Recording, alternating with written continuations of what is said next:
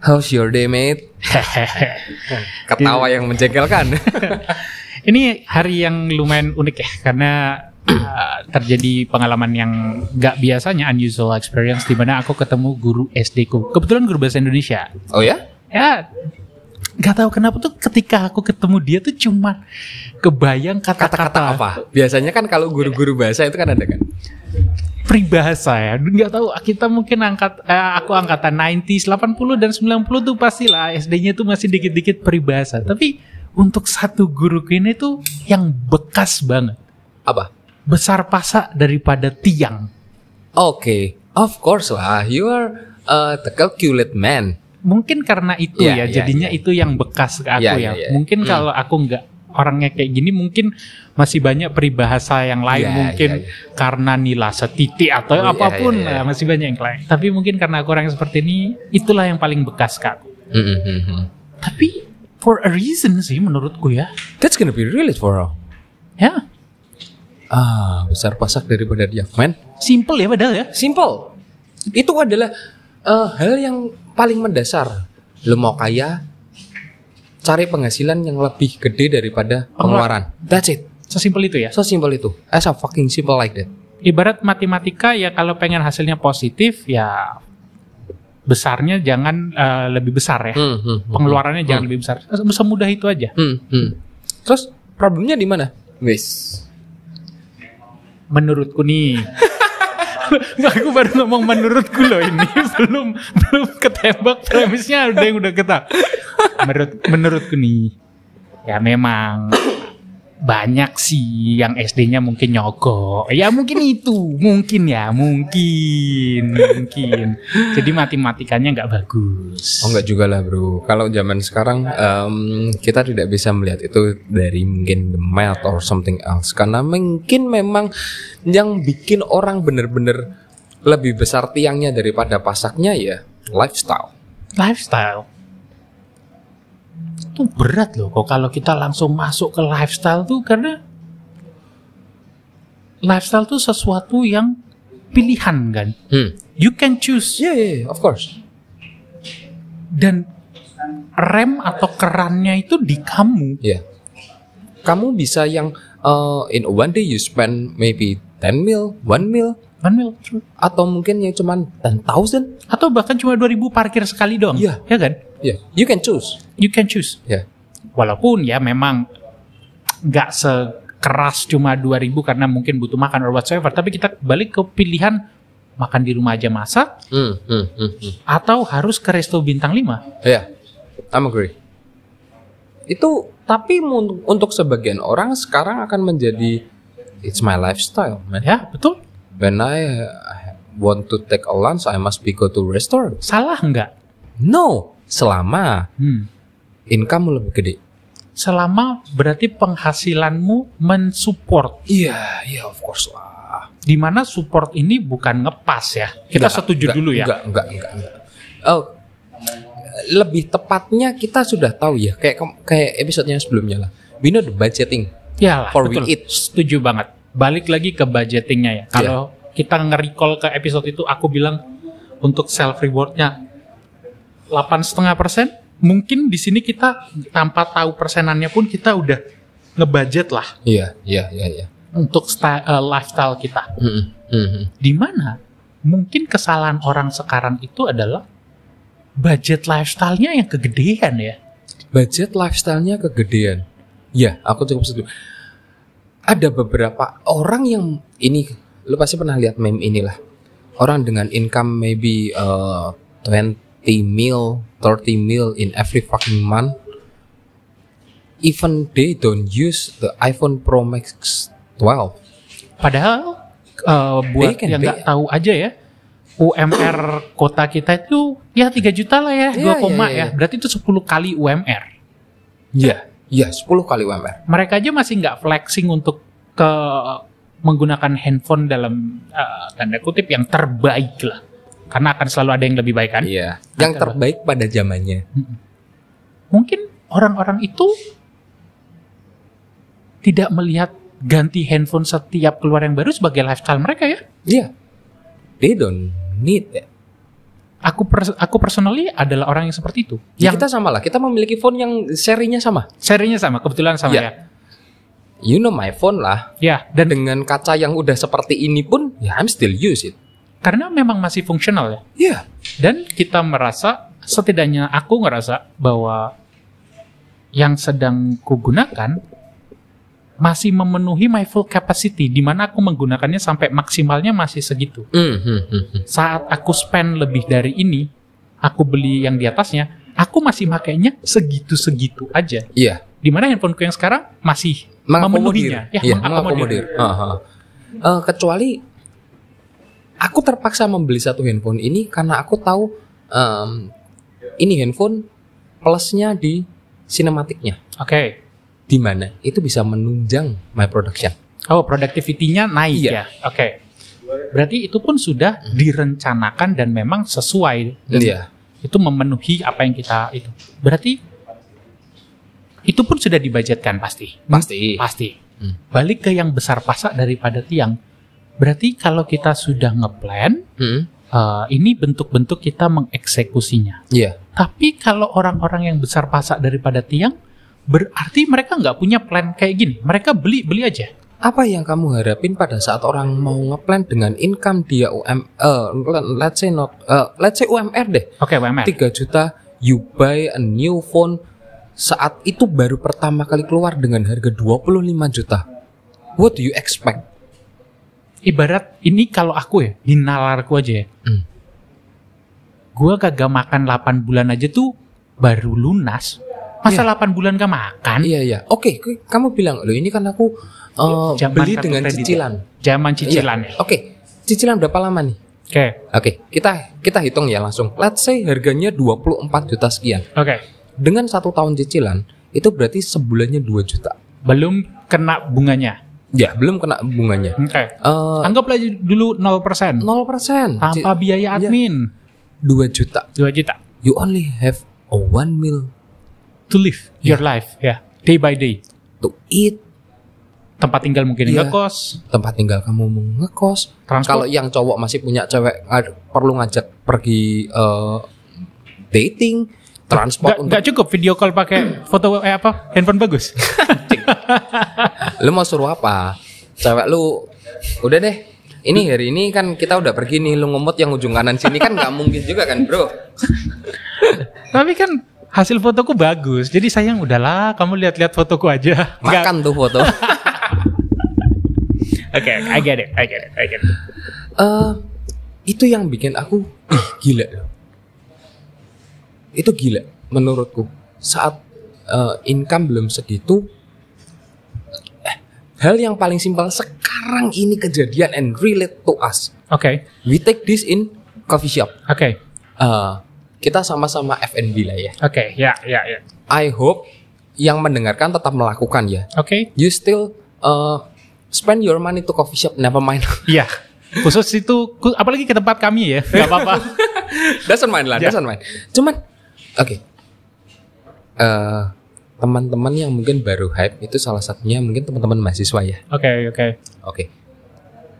Setiap sore malam need to hang out. Oke. Coffee. Oke, you just buy kopi susu. Oke. 20. 15-25 tergantung di mana. Ya. 20 kita ambil reference. Tengahnya. 15, 25, 20 ya. Oke. Di angka 20.000 itu kamu satu hari bisa pindah 3 tempat coffee shop. Anjir. 2 atau 3 pindah tempat coffee shop itu it's normal for now. Karena kalau nongkrong kelamaan mungkin risih sendiri ya. Jadinya nge-restartnya dengan cara pindah. Iya.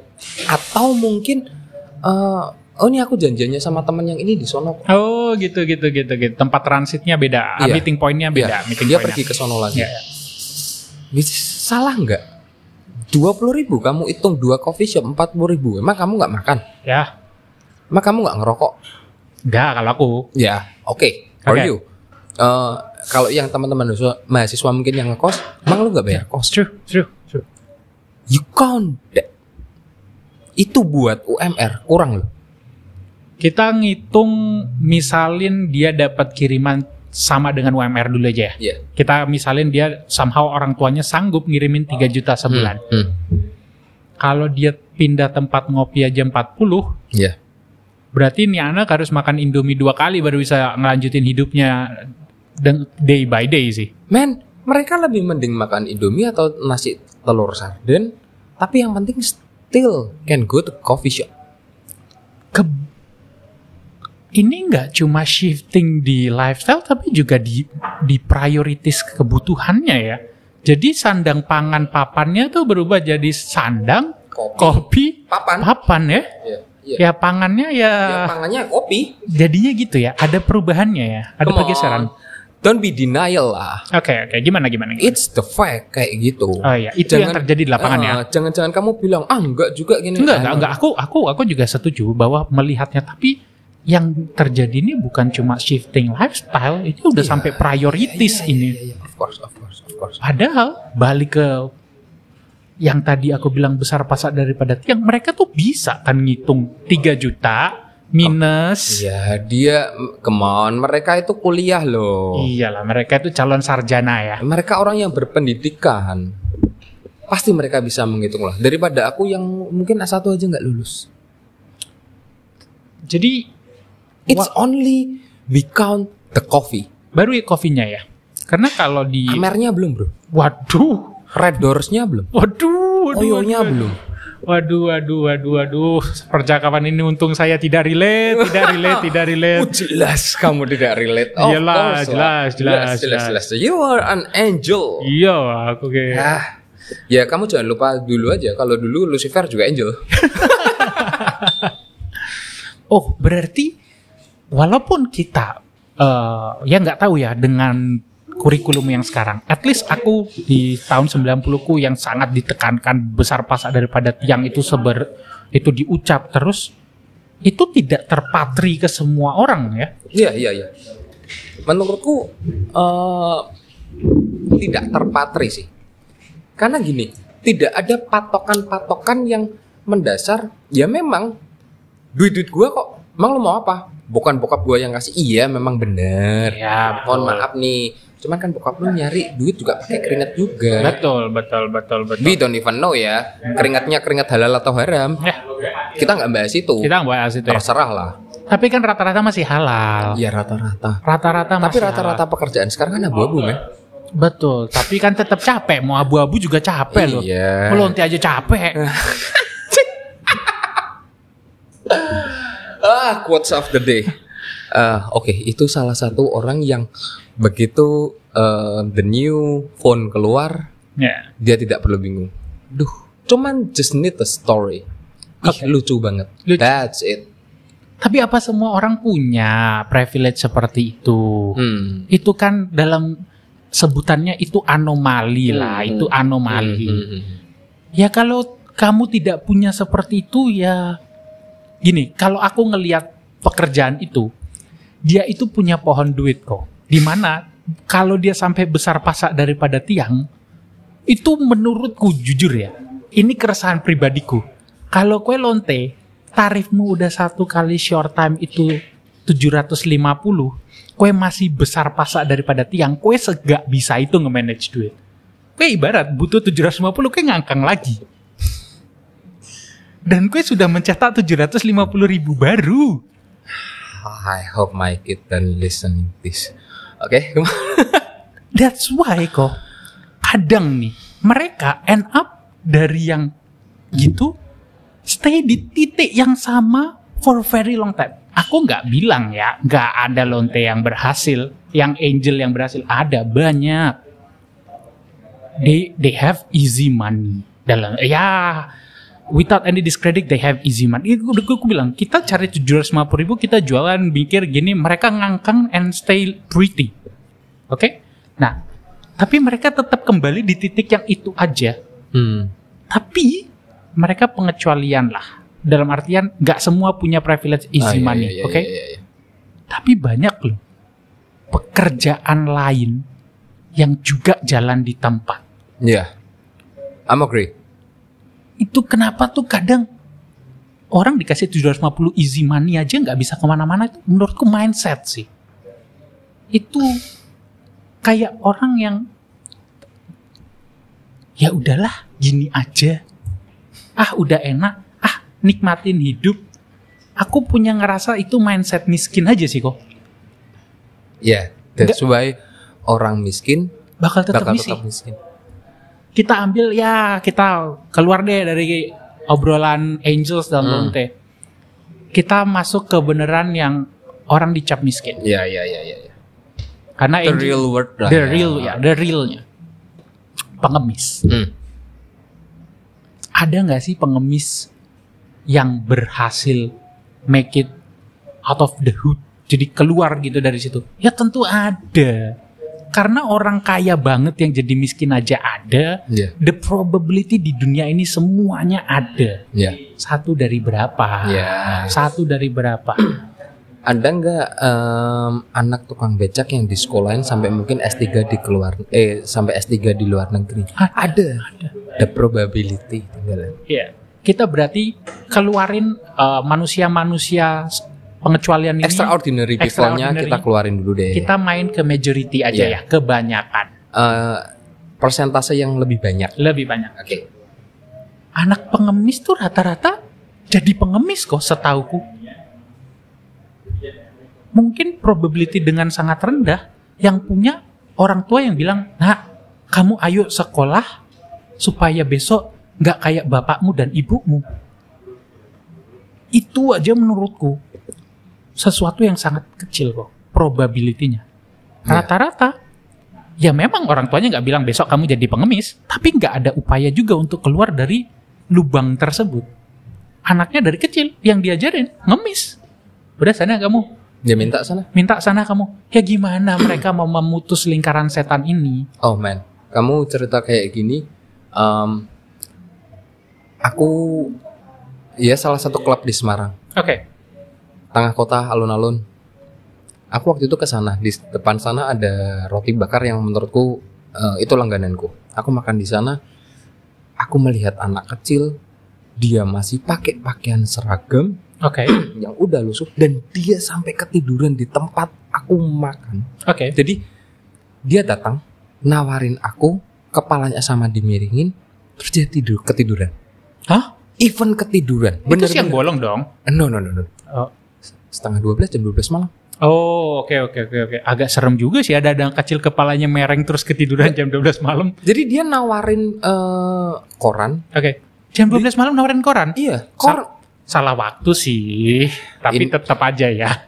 Oke. Case-nya dia nawarin koran, berusaha nyodorin ke aku, otomatis tangannya agak maju, dia akhirnya ketiduran di tangan. Kayak kita kalau posisi ketiduran dulu zaman di sekolah. Iya, kecapean banget lah. Kecapean banget. Dia didik kayak gitu dan dia bener-bener ketiduran pulas. Gila. Dan dia sisa di 3 koran.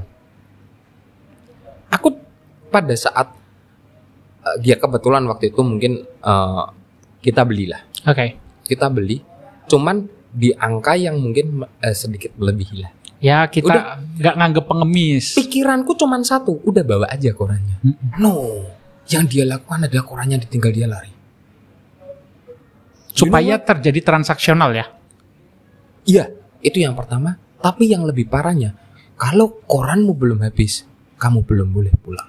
Oh iya, aku tahu tuh. Aku pernah mendengar cerita yang sama. Dan the parent waiting di depan sekolahan. Ada satu sekolahan lah ujung sana. Itu dia nunggu di sana.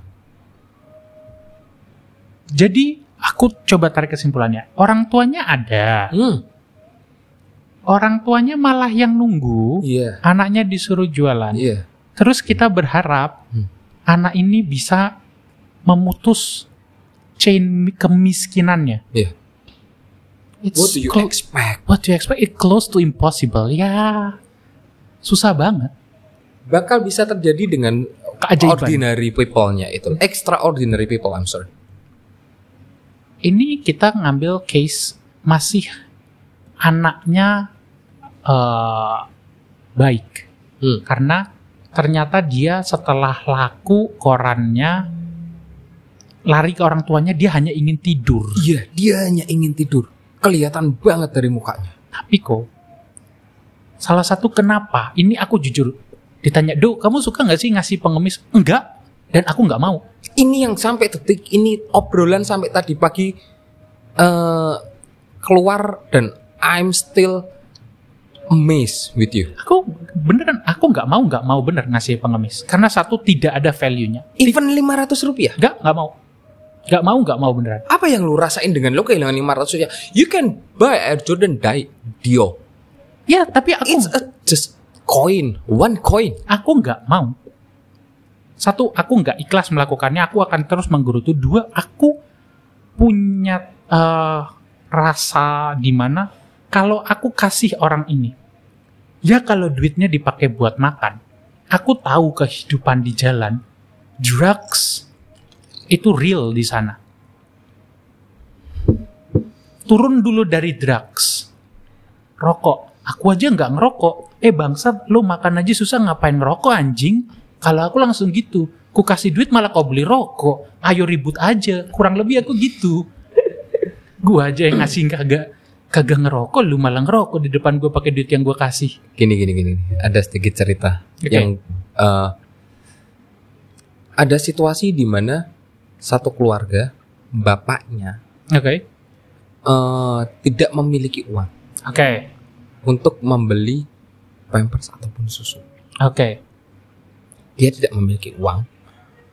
Uang yang ada di sakunya mungkin tinggal 15-20 ribu. Dia pergi ke minimarket terdekat. Dia beli rokok. Dia keluar dari minimarket, menyalakan rokoknya. Ini cari duit buat beli susu di mana ya? Dengan santainya dia tetap masih menghisap rokok.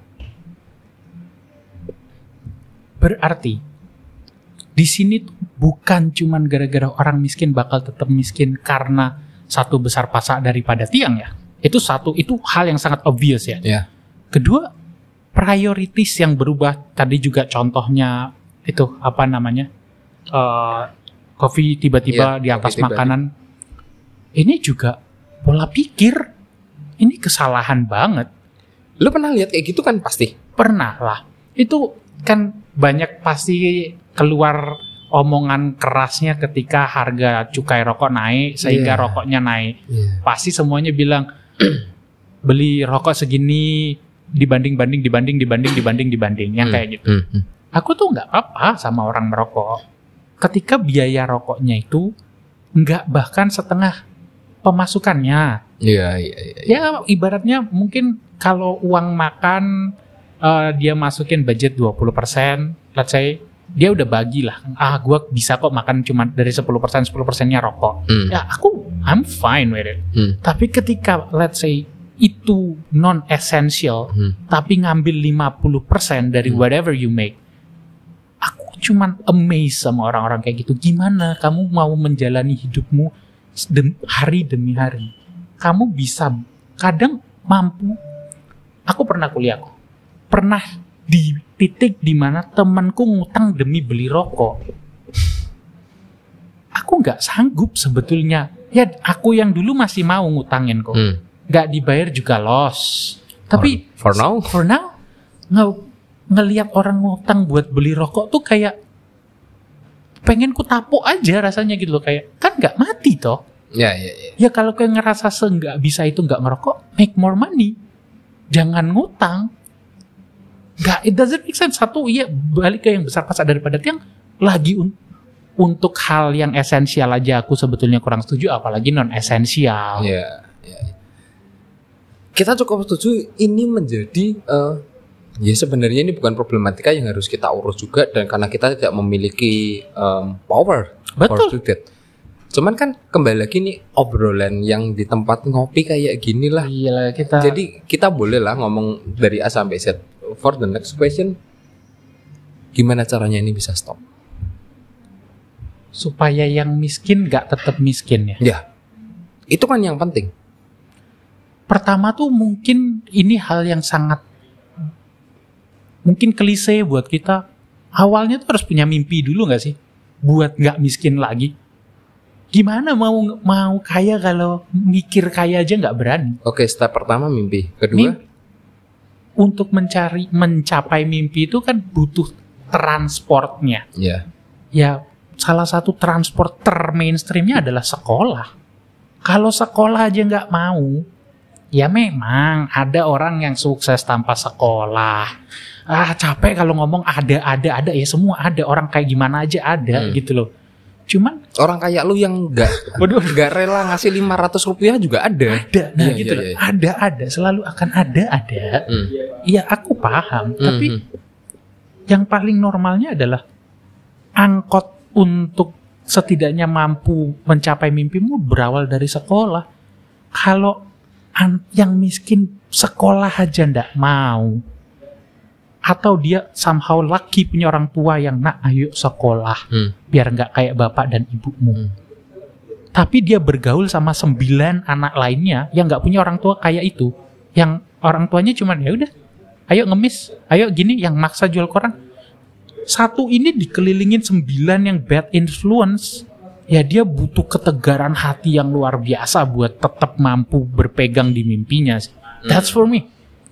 Karena angkot yang dia pilih tadi sekolahnya itu bisa dia kayak kayaknya sekolah nggak semenarik itu ya, kayaknya nggak ada gunanya ya. Dia akan lama-lama kan tergerus terus ya, karena terlalu sering ngumpul sama bad influence aja. Ya pertama itu ya pilih angkot yang tepat ya. Dia bukan tempat lah, yang paling masuk akal yaitu sekolah dan mungkin bekerja ya setelah bekerja.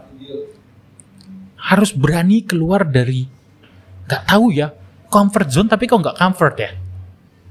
Ya pengemis emang comfort. Kalau orang bilang tuh ada beberapa hal yang kamu fightin it's still worth it. Yes. Ya kan, beberapa hal aku sudah di kondisi yang let's say kalau aku tetap diam kayak gini ya aku bakal mungkin tetap menjadi pengemis. Ya the way out-nya adalah yuk sekalian aku gonna be change the world, change my life. Sorry. Yes. Bukan change the world, change my life. Aku mungkin masih bisa start kerja apapun itu, dari ikut orang jualan gorengan dulu misal. Yes. Di sana ternyata jual gorengan kayak gini, kecil dengan modal yang mungkin masih bisa kita capai. Yes. Kita pengusaha kecil untuk diri kita dan satu outlet kita sendiri. Tapi balik ke poin berikutnya, yang dimana tadi orang miskin bakal tetap miskin, tetap harus dipatahin. Dia harus punya lifestyle yang sehat, pola pikir yang sehat. Baru jadi pedagang gorengan, sebulan cuan 1,5 juta, tiba-tiba udah mikir, Air Jordan apa yang hendak kugunakan? Ya kayak gitu dong. Ya. The mentality, kadang memang ada beberapa orang yang memang rasa ingin memiliki uang mungkin di angka berapa ya, let's say yang cukup banyak, 100 juta deh. Oke. Kepingin itu ada, teman mentalnya masih belum ada. Aku bisa bilang, aku pengen punya 100 juta, aku berani ya ngomongnya ya. Karena aku bisa memproyeksikan diriku memilikinya dengan, let's say, begini dan begini. Ada, aku udah tahu, udah memproyeksikan. Beberapa dari anak yang orang-orang yang tidak beruntung tersebut, even untuk memproyeksikan, mimpi aja nggak berani. Itu loh, mentalitinya yang harus dirubah. That's why kami tidak mendoakan yang miskin terus miskin ya. No. Kita yang di sini juga kepinginnya mungkin sedikit kontroversial saat kita membahas yang miskin bakal tetap miskin. Tapi poinnya bukan kita nyukurin lu jadi miskin. Dan mengharapkan, bukan tentu ya. Tentu bukan ya, sorry. Iya, sama sekali tidak. Tapi itu yang terjadi di lapangan. Kenapanya? Itu yang anomali itu yang mungkin bisa membuat kita jadi minum kopi susu di 500 ml habis berdua karena kita ngobrolin itu doang. Yes, true. Terlihat lu ribet amat sih ngurusin urusan orang. Poinnya bukan di sana. Kita sudah tahu kita tidak punya apa-apa untuk dibagi. Tapi minimal kalau pas kita ngobrol ada yang bisa dipetik, ya tidak ada salahnya sih. Mungkin kamu tidak anak pengemis. Mungkin kamu make some decent income. Tapi mungkin ada bagian lain yang bisa dipetik ya. Iya. Aku cukup setuju. Kenapa tiba-tiba di seri yang ini kita lumayan wise ya? Mungkin ada saatnya lah ya. Mungkin.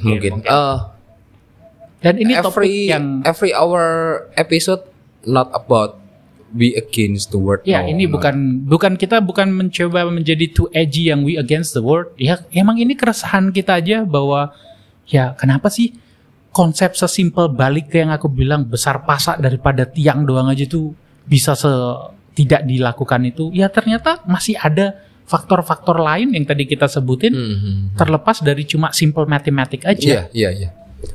Mulai dari lifestyle dan kawan-kawan itu hal yang mempengaruhi. Siapin dulu mimpimu, pick your transport to get there. Yes. Sesampainya kamu di sana, persiapkan mentalmu untuk menerima angka berapapun. Itu aja sih mungkin menurutku. Aku harapin yang mendengarkan ini tidak salah paham dengan apa yang kita maksudkan di sini. Mungkin akan sedikit keras kita ngomongnya, but please don't be denial. Itu aja. Itu fakta yang ada di lapangan. Lu mau bilang mungkin kalau memang ada yang mendengarkan ini orang-orang yang berada di government, ya mohon maaf Pak, kita hanya ngomong ini dari realita di lapangan. Kalau memang Bapak tersinggung, ya mohon maaf, mungkin kami ini aja yang salah lah, anggap kita bodoh juga kok. Betul. Ya kan? Betul. Aku nggak terlalu sih Pak. Tolong otaknya jangan diduduki Pak. Waduh. Yang kata-kata joke kita tadi pagi, I still remember. Ya apapun itu, senang aku membahas. Akhirnya kita dari beberapa episode ada wise-nya juga. Ada wise-nya juga yang tidak berusaha mengundang perdebatan. Semoga yang mendengarkan ini satu frekuensi itu yang paling penting. Ya. Oke, mungkin kayak gitu dulu. For the next kita coba akan cari topik yang akan merasakan kita, bukan yang apa yang baruin, enggak sih, cuman kita akan mencari keresahan-keresahan apa yang ada di sekitaran kita. Ya, kita bukan ngikutin the flow ya, ini murni keresahan kita. Oke. Kita yang ngikutin keresahan-keresahan yang ada. Oke, mungkin seperti itu, Arudo. Yuk, bye. Bye. See ya.